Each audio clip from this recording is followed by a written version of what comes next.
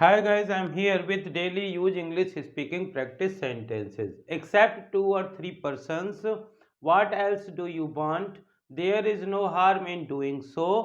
For the sake of country, please put the bag down. We had to go on foot, on the verge of it's a magic of your teaching.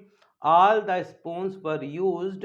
I have already heard all about it. These are some sentences which we use in our daily life. तो इसी प्रकार के sentences के लिए please subscribe कीजिए Pankaj institute of English तथा इसे ज़्यादा से ज़्यादा लाइक और शेयर करिए। Let's start today sentences.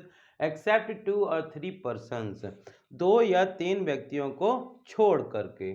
जब हम ये कहना चाहते हैं कि बाकी लोगों दो या तीन को छोड़ करके बाकी सब तैयार हैं, या तो इसको बोलते हैं एक्सेप्ट टू और थ्री पर्सन्स, दो और तीन को छोड़ करके या उनके अलावा।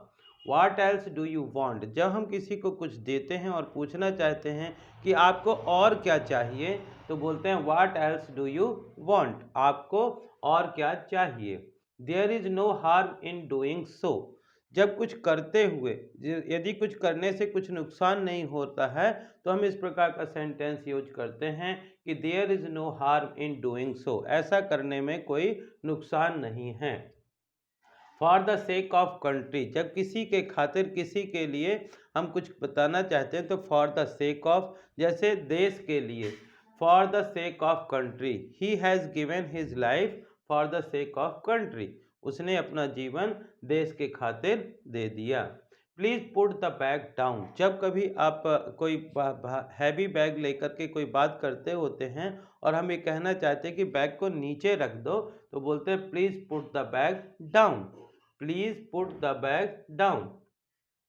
और जब हमको बताना पड़ता है कि किसी मजबूरी में कोई काम करना होता है, भविष्य में करना हो या करना पड़ा हो, तो has to, have to, had to का यूज करते हैं।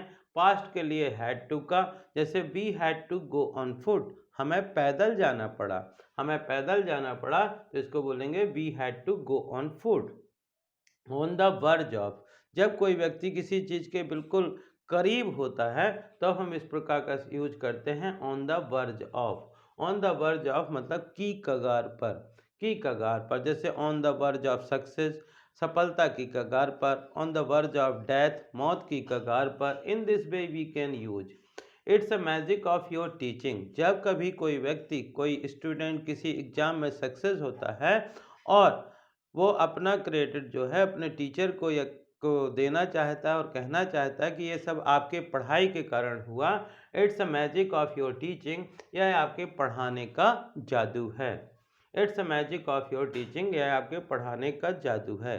जब कोई यूटेंसिल्स, कोई भी बर्तन के किसी के द्वारा यूज कर लिया जाता है तो हम अक्सर कहते हैं कि वह जूठा है, जैसे गिलास जूठा है, चम्मचें जूठी हैं। तो यदि हम कहना चाहते हैं कि जितनी सारी सभी चम्मचें जूठी थीं, तो इसको बोलेंगे all the spoons were used, all the spoons were used, सभी चम्मचें जूठी थीं।